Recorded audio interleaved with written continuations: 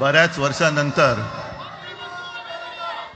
राज आणि माझी भेट व्यासपीठावरती झाली. आता पंचायत अशी आहे की त्यांनी मला सन्माननीय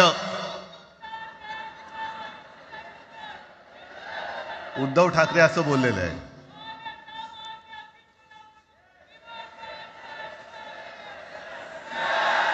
ठीक आहे.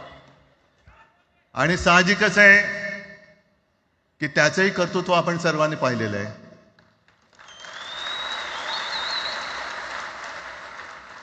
म्हणून माझ्या भाषणाची सुरुवात करताना सन्माननीय राज ठाकरे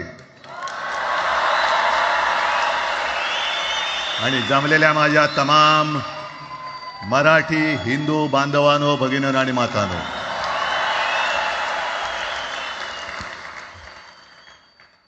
अप्रतिम मांडणी राजनी केलेली आहे. माझ्या भाषणाची काय आवश्यकता आहे असं मला वाटत नाही, कारण आजच्या कार्यक्रमाची घोषणा झाल्यानंतर साहजिकच आहे सगळ्यांचं लक्ष हे आज भाषणाकडे आहे. पण वैयक्तिक मला असं वाटतं की आज आमच्या भाषणांपेक्षा आमचं एकत्र दिसणं हे महत्त्वाचं आहे. सर्वप्रथम मी इकडे समोर सगळेजण बसलेत. ज्यांनी ज्यांनी मराठी भाषेसाठी पक्षभेद विसरून एक मराठी माणसाची वज्रमूठ दाखवली, त्या सगळ्यांना धन्यवाद देतोय. दीपक पवार पण त्याच्यात आहेत, सगळेच आहेत. मुणगेकर साहेब आहेत, सुप्रियाताई आहेत, सगळेच आहेत. कोणाकोणीची नाही. महादेवराव बसले. महादेवराव आपल्याला सुद्धा बऱ्याच वर्षांनी पाहिलं. काय वेळेला काय जानकर बी अंजान होते असं होतं. पण एक गोष्ट नक्की की आमच्या दोघांमध्ये जो काही अंतरपाठ होता तो आनाजी पंतांनी दूर केला.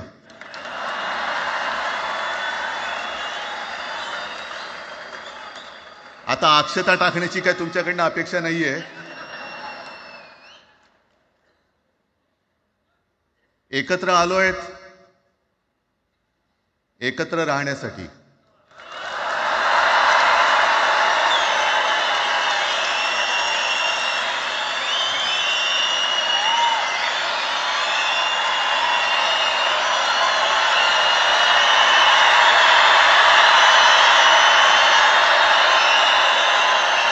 आणि मला कल्पना आहे, आज मला कल्पना आहे की अनेक बुवा महाराज हे बिझी आहेत. कोण लिंब कापतंय, कोण टाचण्या मारतंय, कोण गावी जाऊन अंगारे दुपारे करत असेल, रेडे कापत असतील. त्या सगळ्यांना सांगतो, या सगळ्या भोंदूपणा विरुद्ध माझ्या आजोबांनी लढा दिला होता आणि त्यांचे आम्ही वारसदार म्हणून तुमच्या समोर उभे ठाकलेलो आहोत.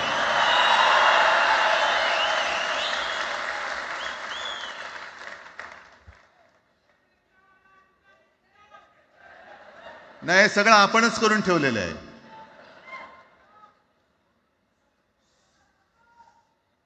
भाषेवरनं जेव्हा एखादा विषय निघतो तेव्हा तो केवळ वरवरचा धरून चालणार नाही. मधल्या काळामध्ये अगदी दोघांनी, म्हणजे मी काय राजने काय, आपण सगळ्यांनी या नतद्रष्टांचा अनुभव घेतलेला आहे.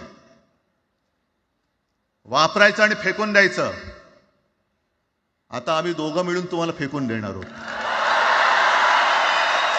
आजपर्यंत वापर करून घेतलात. अरे डोक्यावरती जर का शिवसेना प्रमुख नसते तर तुम्हाला ओळखत कोण होतं या महाराष्ट्रामध्ये? कोणत्या भाषेत बोलत होतात? अगदी राज, तू सगळ्यांची शाळा काढली. मला एका प्रश्नाचं उत्तर पाहिजे. मोदींची शाळा कोणती? सगळ्यात उच्च शिक्षित आहेत.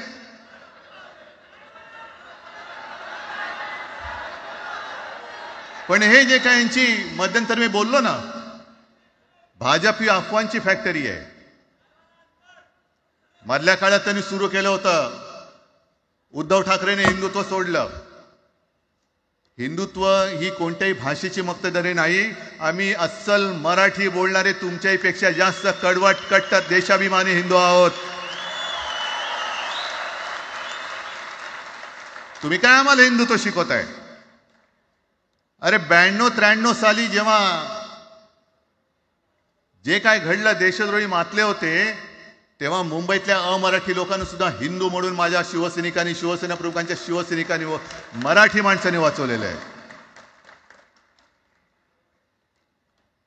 आणि देवेंद्र फडणवीस आज जे बोललेत, बातमी आले सगळीकडे, मी इकडे बातम्या आणल्यात.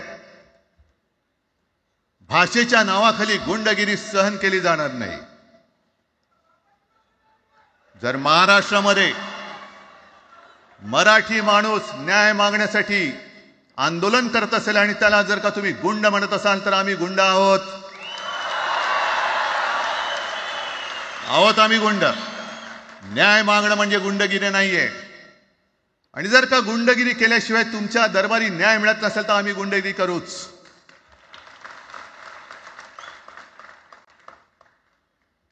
पण हे सगळे राजकीय बाडगे.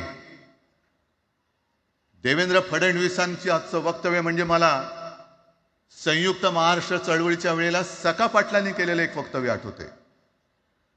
हे असेच तेव्हाचे, जो दिल्लीत बसतो त्याचे पाय चाटणारे इथले राज्यकर्ते असतात, ते त्यांना मी बाडगे म्हणतोय.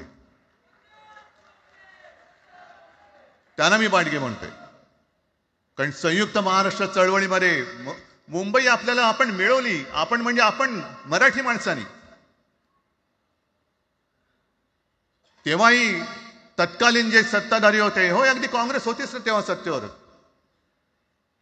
मुंबई मराठी माणसाला द्यायला तयार नव्हती. आणि तेव्हा सुद्धा एक मराठी माणूस, म्हणजे आज जे बोलतात ना आम्ही मराठी नाहीत का, अरे तुम्ही नुसतं नावाने मराठी आहात, तुमच्या अंगात मराठी रक्त आहे की नाही आता तपासावं लागेल. आणि सखा पाटील बोलले होते, यावश्चंद्र दिवाकरो, मुंबई महाराष्ट्राला मिळणार नाही.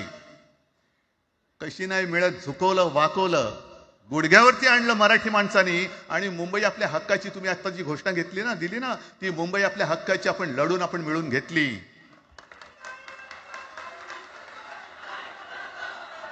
कशासाठी हा सगळा तुम्ही घोळ घालतात? पण याच्या मागे मी जे माझ्या डोक्यात जो एक विचार आहे, पटतं की नाही बघा. हे यांचं सध्या जे काय चालू आहे, म्हणजे आधी आपल्याला सुद्धा वाटलं होतं. कारण तेव्हा काश्मीरमध्ये 370 कलम होतं, ते हटवण्यासाठी शिवसेनेने पाठिंबा दिला. आणि तेव्हा यांनी घोषणा दिली होती, एक निशाण, एक प्रधान, एक विधान. बरोबर आहे, देश एक असला पाहिजे, संविधान एक असलं पाहिजे, निशाण सुद्धा एकच, तो आपला तिरंगा असला पाहिजे. भाजपचं भांडी पुसायचं फडकं असतं कामा नये. ते फडकं म्हणजे आमचा राष्ट्रध्वज नाहीये. पण ते सगळं चाललंय एक एक एक एक. त्याच्यानंतर आता नवीन एक तुमणं काढलं, 1 नेशन 1 इलेक्शन. म्हणजे हळुवारपणाने हे सगळं काही एक एक एक करत, हिंदी, हिंदू, हिंदुस्तान, हिंदू आणि हिंदुस्तान मान्य आहे, पण हिंदीची सक्ती आम्हाला मान्य नाही. तुम्ही किती कमिट्या करा, हिंदीची सक्ती तुमचे 7 पिढ्या उतरल्या तरी आम्ही लावू देत नाही.